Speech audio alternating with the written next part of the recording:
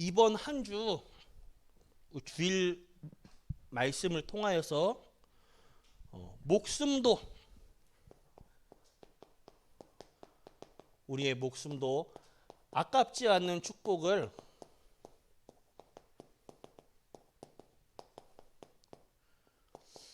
하나님이 내게 주신 언약으로 확인하였습니다.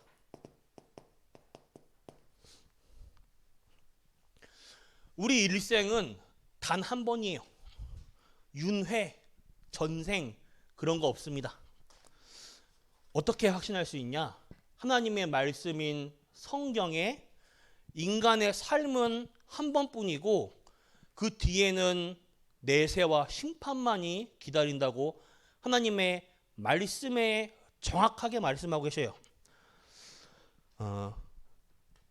우리의 일생은 이 한 번뿐인 이 일생을 살아가고 있는데 불신자나 성도나 공통적인 것이 하나 있습니다. 우리의 이 육신의 장막은 다 무너지고 없어지겠죠. 육신의 삶은 영원하지 않아요. 그러나 우리가 이 세상을 떠난 뒤에 영적인 것, 우리의 영혼은 영원히 남아 있습니다. 불신자나 신자나 영혼은 남아 있어요. 하지만 그 남아 있는 영혼이 천국 배경의 소속이냐, 마귀 자녀의 지옥 배경의 소속이냐, 이 두 가지 차이가 있죠. 이거 영원합니다. 이처럼 우리의 영도 영원하고 또 영원히 남는 것이 한 가지 있어요. 바로 하나님의 말씀입니다. 그래서 우리가 하나님의 말씀의 능력을 붙잡아야 합니다.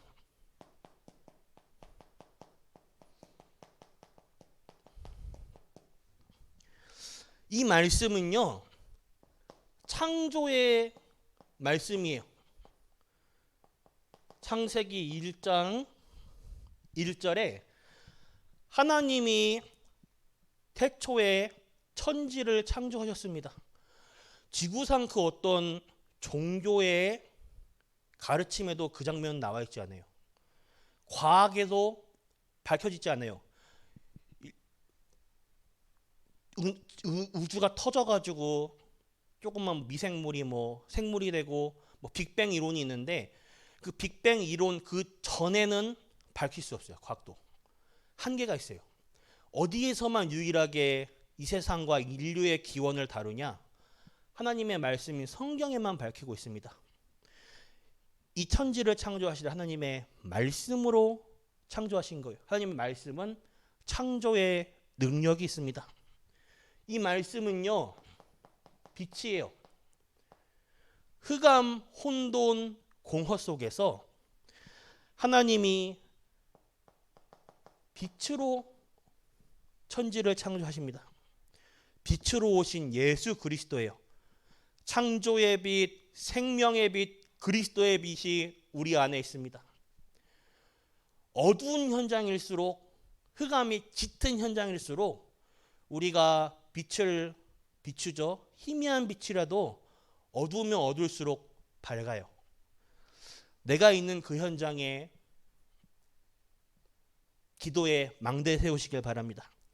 말씀은 우리 안에 하나님이 심겨두신 하나님의 형상을 살립니다. 인간은 동물과 다르게 유일하게 하나님의 형상을 가진 영적 존재로 창조되었어요.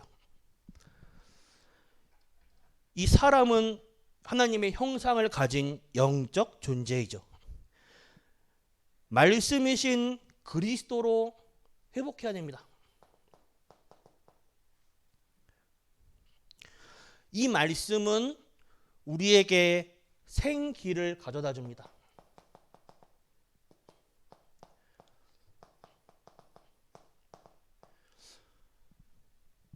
바울은 이 생기를 뭐라 하냐? 마시라 이렇게 또 표현해요. 말씀을 통하여서 성령 충만의 새 힘을 날마다 얻으시길 바랍니다. 말씀을 통하여서 보좌의 축복을 실제로 내 삶 속에서 누리시길 바래요.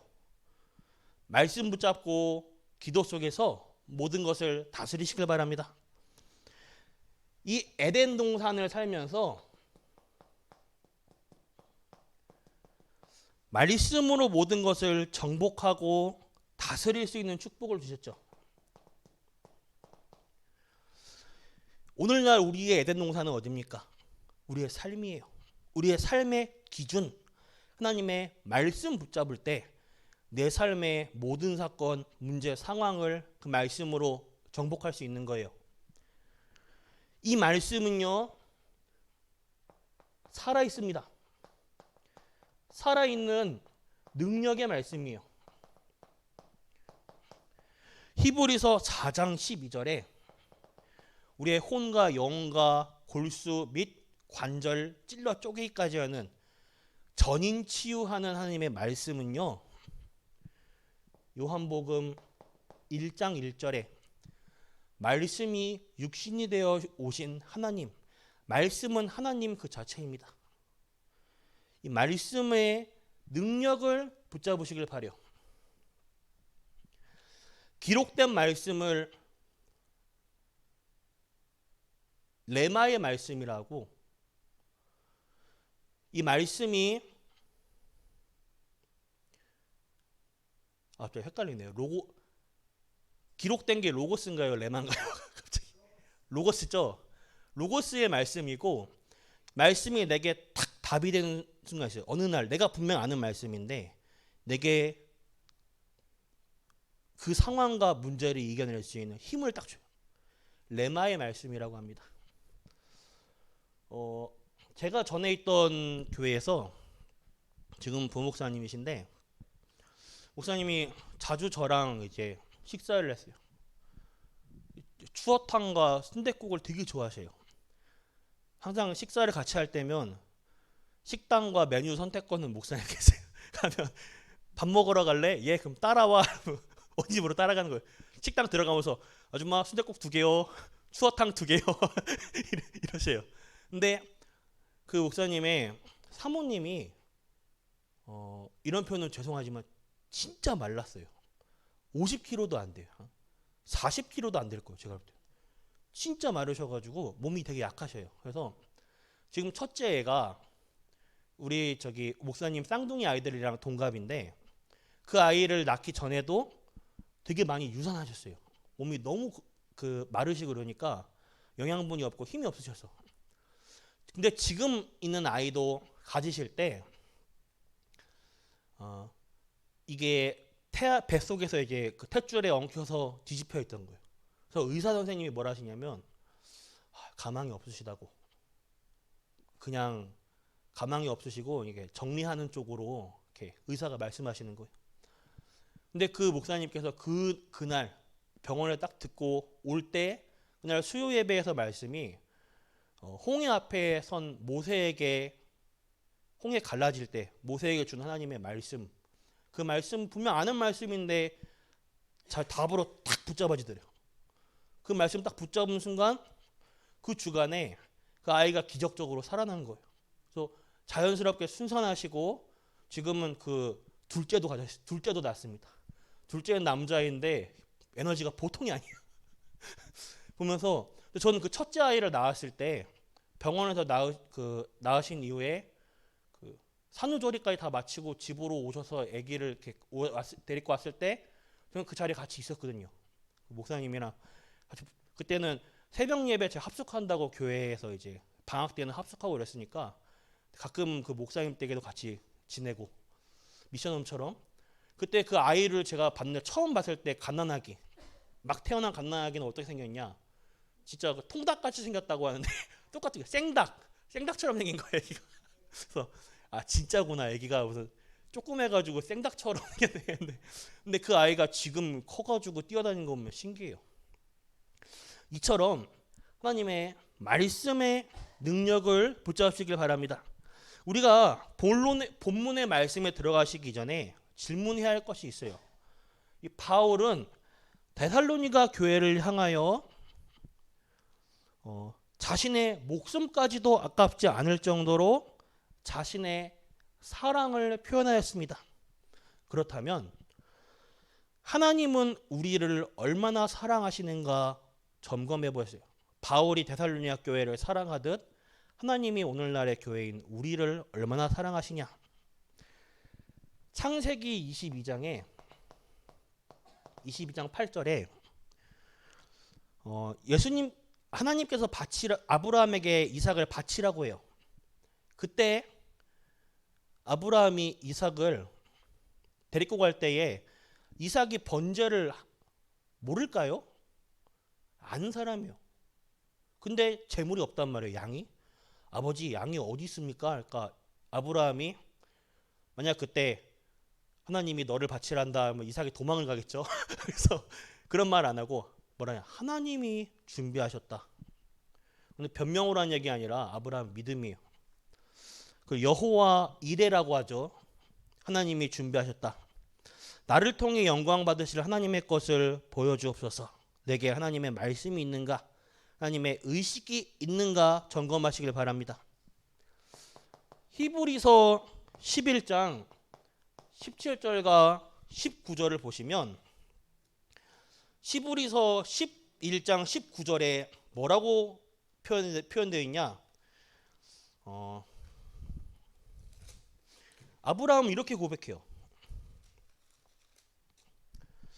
하나님이 능히 이삭을 죽은 자 가운데서 다시 살리실 줄로 생각한지라. 아브라함이 이 믿음을 가질 수 있는 이유. 18장에 보면 이미 말씀하시기를 내 자손에게 칭할 자는 이삭으로 말미암아. 이삭을 주실 때 하나님이 말씀을 주셨어요. 아브라함에게 있어서 말씀 붙잡고 나아간 거예요. 어느 정도냐? 이삭을 하나님께서 살리실 수 있을 정도다. 살리신다. 그 정도까지. 하나님의 사랑을 이 아브라함처럼 누리시길 바랍니다. 그래요. 본론으로 바울은 한 영혼을 사랑할 줄 알았습니다. 한 영혼에게 오는 영적 문제라는 것을 알았어요. 우리에게 찾아오는 운명. 에베소서 2장 1절부터 3절. 우리의 과거, 현재, 미래까지도 연결되어 있죠. 불신자 상태에 속한 우리예요. 본질상 진노의 자녀의 상태. 언제 어디서 재앙이 들이닥쳐도 전혀 이상하지 않을 상태예요. 신분이 마귀의 자녀고 본질상 진노의 자녀라. 이사야서 64장 6절에 무엇을 해도 불의한 자입니다. 그런 인간에게는 마태복음 11장 28절에 삶의 쉼, 평안, 안식이 없어요. 마음이 어딘가에 묶여있고 닫혀있고 갇혀있어요. 내 생각이 어딘가에 갇혀있어요. 못 빠져나와요. 여기서 계속 맴도는 거예요. 문제에, 상황에, 사건에, 갈등에 쉼이 없는 거예요. 이런 운명을 바꾸신 것이 그리스도. 바꿔준 것에 대한 소중함을 바울은 알고 있었죠. 이런 운명과 사주 팔자 속에 있는 인간은 재앙 당연히 따라오죠. 사도행전 8장 4절에서 8절에 육신의 장막에 알 수 없는 재앙이 찾아와요. 정신병, 목류병, 노이로제, 환청, 가위 눌림, 악몽, 우울증, 조현병 등등. 그게 어디서 오냐? 하나님 떠난 문제에서 찾아오는 거예요. 나무가 흙에 있는데 뽑으면 바로 죽나요? 서서히 말라 죽습니다. 하나님 떠난 인간은 그러한 영적인 그런 문제들이 말라 죽는 거예요. 서서히 문제들이 오는 거예요. 이 문제가, 이 재앙이 마태복음 27장 25절에 후대들에게 그대로 대물림합니다. 멸망 속에 속했어요. 히브리서 9장 27절에 내세 이후에는 심판이 있죠. 누가복음 16장 19절에서 31절.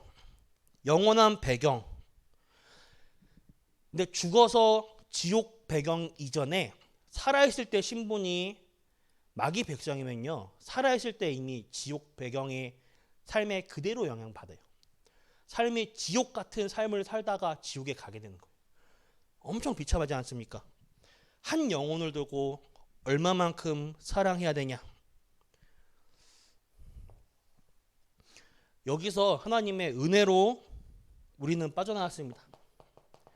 한 가지만 쓰면 베드로전서 2장 9절에 왕같은 제사장으로 하나님이 기이한 빛을 선전하기 위한 빛으로 우리를 부르시고 하나님의 자녀로 우리를 부르셨습니다. 아무것도 상관하지 마시고 정확한 복음 확인하며 영적 상태를 누리시길 바랍니다. 이 한 사람 한 사람 소중해요. 우리는 하나님의 교회로 부르셨습니다. 교회란 무엇이냐? 예수를 그리스도로 믿는 사람들의 모임이 교회입니다. 세상적인 기준으로 말하면 사길교회 모일회, 모여서 교제를 나누는 것이 교회라고 생각하는데 그건 세상적인 기준이고, 성경적인 기준으로는 예수가 그리스도이심을 믿는 사람들의 모임이 교회예요.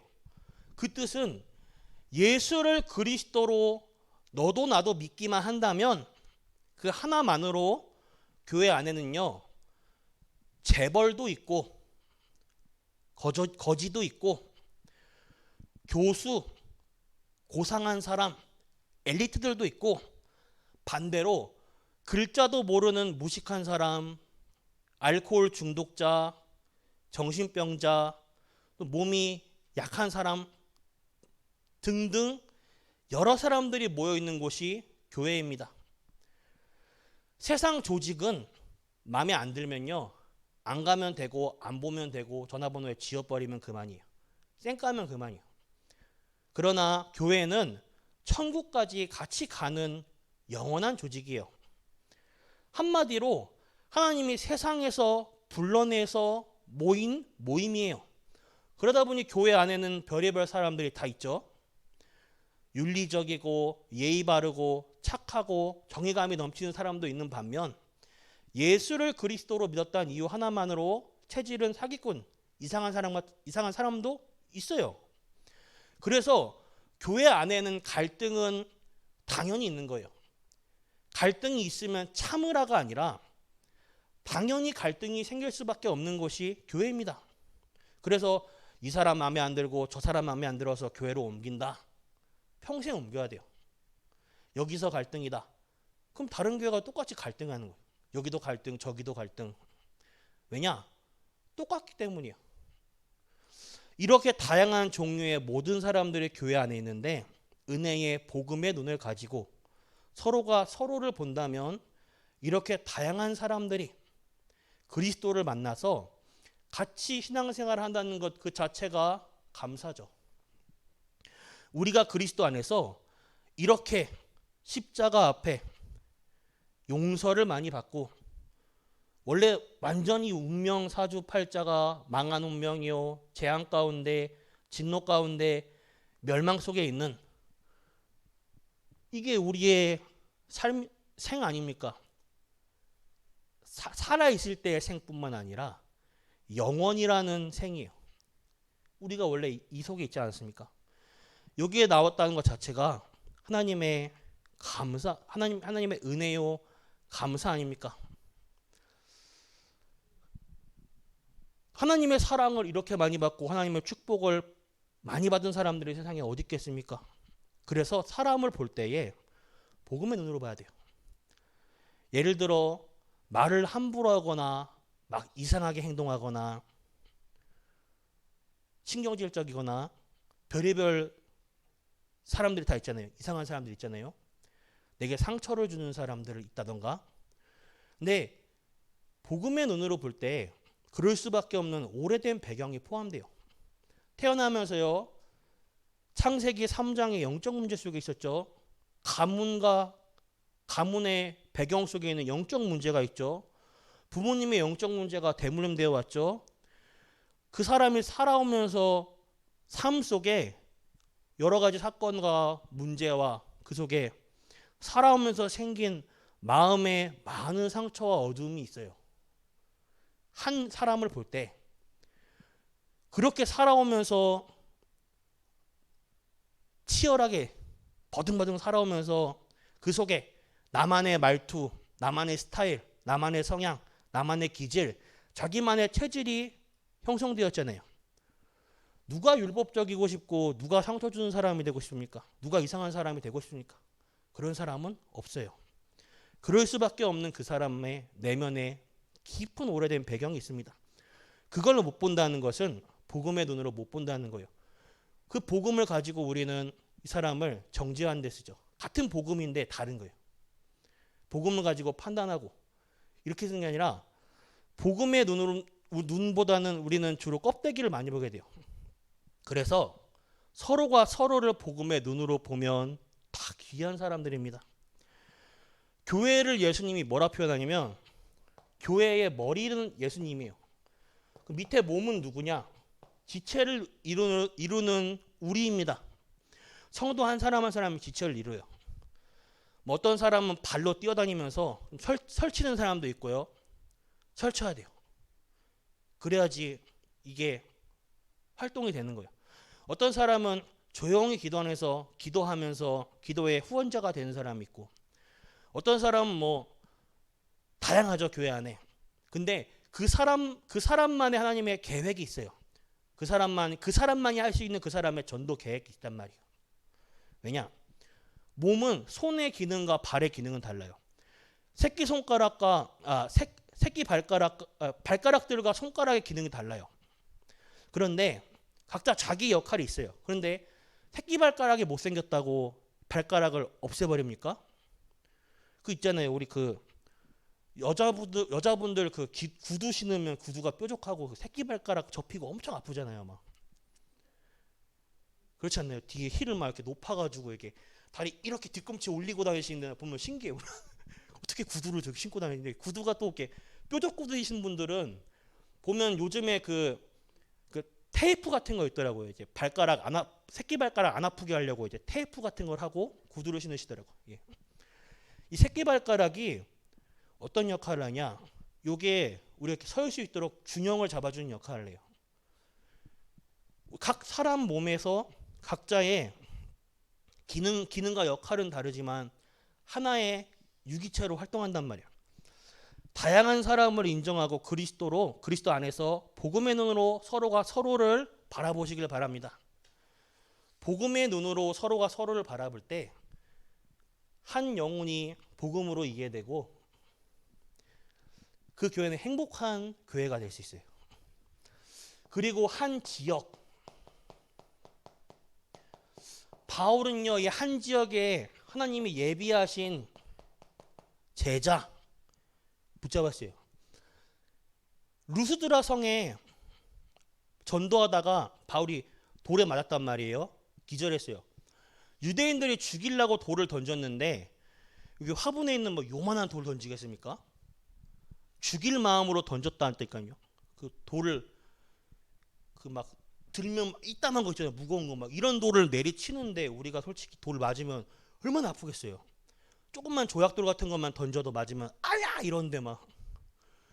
근데 그 바울이 돌에 맞아가지고 기절했는데 유대인들은 죽은 줄 알고 성 밖으로 버려서 시체인 줄 알고. 그런데 바울이 깼어요.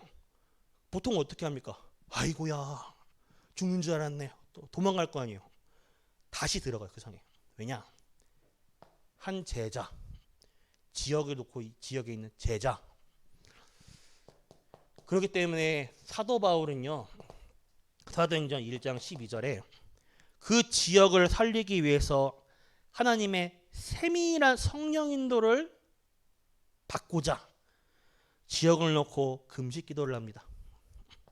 금식 기도 자체가 목적이 아니에요. 금식 기도를 통해서 집중하는 거예요. 성령 인도를 받기 위한 세밀한 집중이 포인트예요. 금식 기도가 포인트가 아니라. 그 속에서 내가 있는 지역을 놓고 하나님의 전도 계획이 있다, 분명히 있습니다. 우리가 유일한 복음을 가진 중요한 사람이기 때문에 우리가 사는 지역이 너무나 중요한 곳이에요. 하나님이 중요한 사람을 아무데나 태어나서 아무데나 살게 하십니까? 아니에요. 반드시 하나님의 계획이 있는 곳에 태어나 계획이 있는 곳에 살게 하셔요. 그래서 내가 살고 있는 지금 이곳이 하나님의 계획이 있는 곳이에요. 그 구약 성경으로 따지면 약속의 땅이에요. 이스라엘 백성에게 주기로 한 가나안 약속의 땅. 그렇기 때문에 내가 처한 현장, 내가 이놈의 집구석, 그 하나님이 약속해 주신 땅이에요. 먹고 살기 위해 억지로 가는 이 더러운 직장, 하나님의 계획이 준비됐어요. 안 오려고 했는데 성적 때문에 어쩔 수 없이 오게 된 고등학교, 대학교 2년, 3년, 4년 억지로 꾸역꾸역 참아가며 하나님의 계획이 있어요.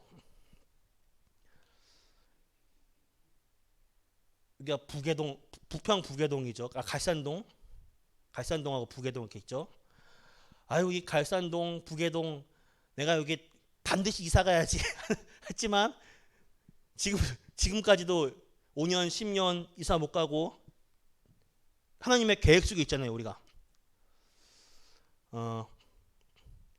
딴 곳에 못 가고 있는 이곳에 하나님의 분명한 계획이 있습니다. 사도행전 27장 24절에 바울이 풍랑 만난 배 안에 하나님 뭐라 말하냐? 너와 함께하는 자들, 배 안에 함께 있는 자들을 내게 붙여줄 거야. 내게 주었다. 나와 관계된 모든 사람, 모든 만남이 하나님이 주신 약속의 땅입니다. 그래서 우리 집중훈련 때 그거였죠. 매일 사문을과 다메섹 그리고 전도 대상자를 기록하라. 전화번호를 뒤져서라도 명단을 따로 정리하는 거예요. 전도 대상자 명단을 이름을 적고 그 사람의 상태를 옆에 적어봐요. 이 사람은 우울증이 있다. 이 사람은 좀 말이 많다. 등등. 이 사람 이혼을 하였다. 왜냐? 이미 나를 통해 일어날 전도운동을 두고 나와 관계된 사람 속에 구원받을 자를 숨겨놓았어요. 그래서 적으란 겁니다. 정리하는 거예요. 반드시 나와 관계된 사람 중에 구원받기로 작정된 자는 하나님이 어느 날 사건을 벌이십니다. 그래서 그 사람을 하나님이 요리조리 쭈물러서 내 앞에 딱 갖다 놔요. 갈급한 상태로.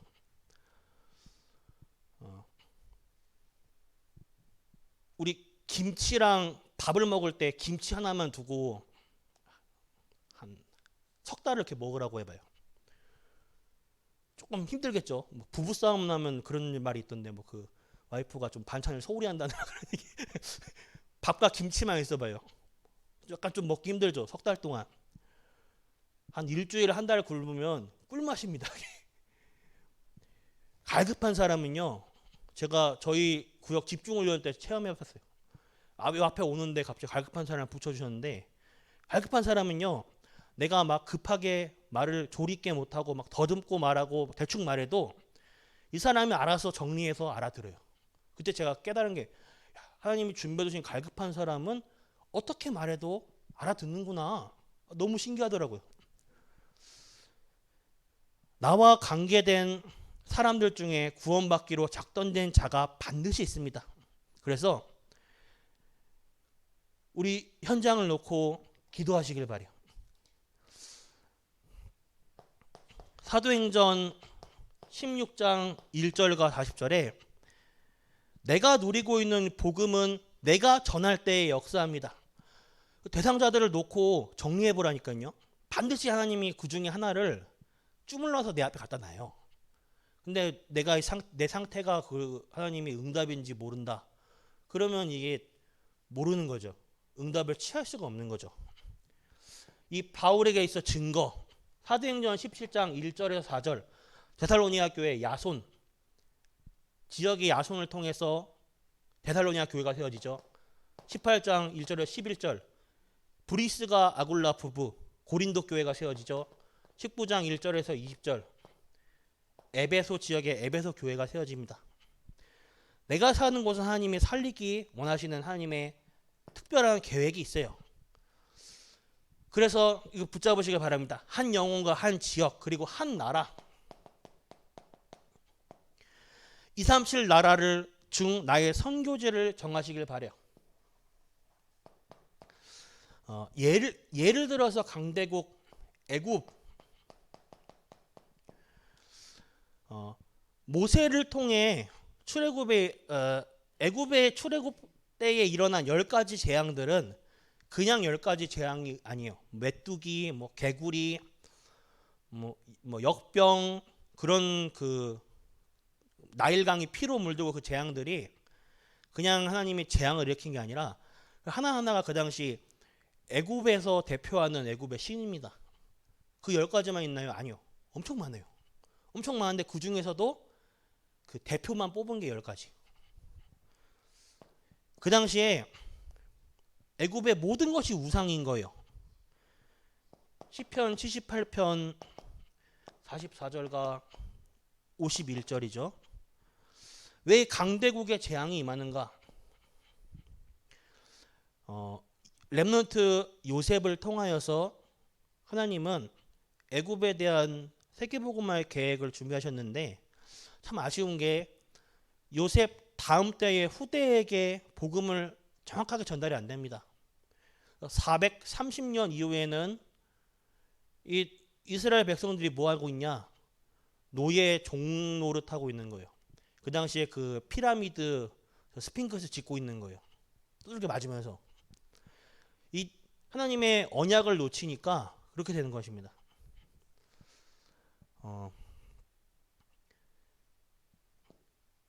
이 애굽에 통해서 애굽이 각 여러 나라를 침략하고 죽이고 전 세계에 재앙을 퍼뜨리는 거예요. 애굽만 그럽니까? 아수르, 바벨론, 로마, 오늘날 강대국도 그렇잖아요. 강대국이 네피림 문화를 퍼뜨려요. 마약 퍼뜨려요. 이곳을 하나님의 세계복음화의 계획이 있어요. 이 이스라엘이 한 나라의 이 축복을 놓치니까 노예, 포로, 속국, 유랑민족으로 끌려가게 됩니다. 이것을 통해서 억지 선교를 시키는 거예요. 하나님이. 억지로라도 선교시키려고.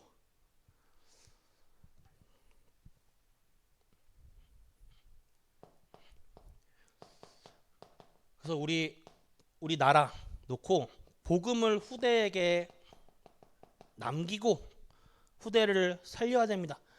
바울은요 무조건 이 부분을 염두에 두고 회당에 집중적으로 들어가서 후대에게 복음을 전했어요.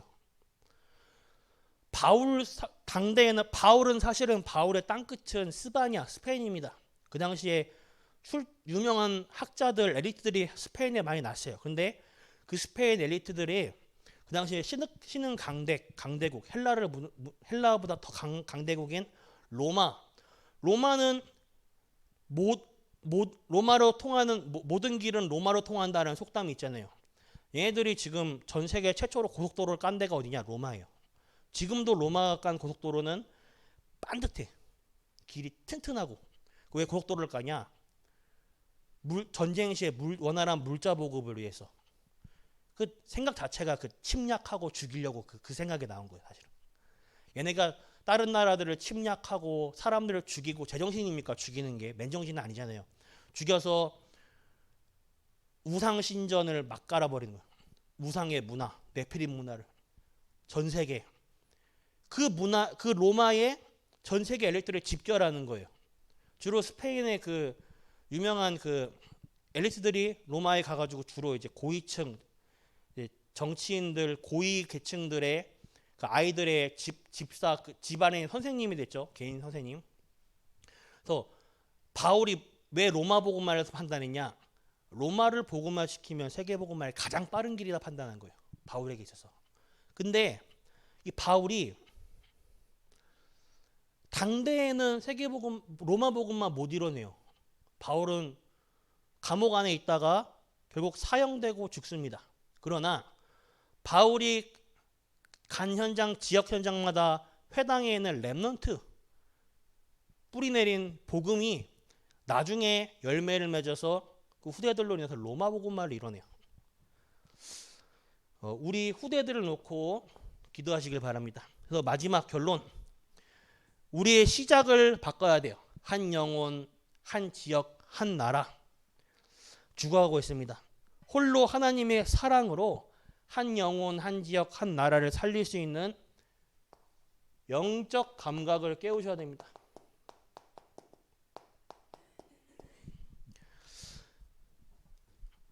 기도의 망대를 깔으시길 바래요. 아침, 낮, 밤 계속 나오고 있죠. 아침은 내가 눈을 뜰 때부터 아침이에요. 이때 이 서론의 말씀의 능력, 말씀 가지고 힘을 얻으시길 바랍니다. 강단의 말씀, 새벽 강단, 기도 수첩, 낮에 모든 인간관계를 두고 하나님의 계획을 질문하고 하나님이 허락하신 의미를 찾으시길 바래요. 밤에 하나님 안에서 나를 확인하는 기도 속으로 들어가시길 바랍니다. 그래서 특별히 저녁에 구원의 길 얘기가 나왔죠. 그 외에도 나만의 성령 충만 받는 나만의 비밀을 가져보세요. 찬양이라든지 말씀을 암송하고 말씀을 읽어보신다든지 아니면 나만의 방법을 가져서 이번 한 주 목숨까지도 아깝지 않는 축복 뭡니까? 그리스도 붙잡으시길 바랍니다. 한 영혼, 한 지역, 한 나라를 두고 살릴 수 있는 영적 감각 깨우시는 전 성도님들에게 바라겠습니다. 기도하겠습니다. 하나님 아버지 감사합니다. 이번 한 주 내게 주신 언약의 말씀 굳게 붙잡고 현장에서 승리하는 전 성도님들 되게 하여 주시옵소서. 내게 우리 성도님들 한 분 한 분이 너무도 중요한 사람입니다.